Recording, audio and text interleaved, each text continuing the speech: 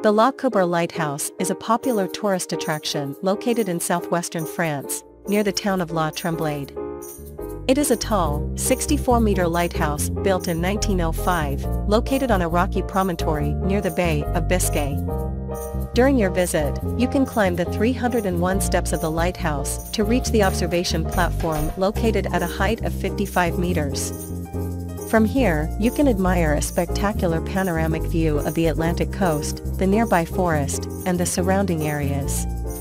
The Coubre Lighthouse is located near the beautiful beaches of the region and is a popular attraction for tourists visiting the area. Additionally, during the summer, various events and performances are organized in the lighthouse area, including concerts, festivals, and other cultural events.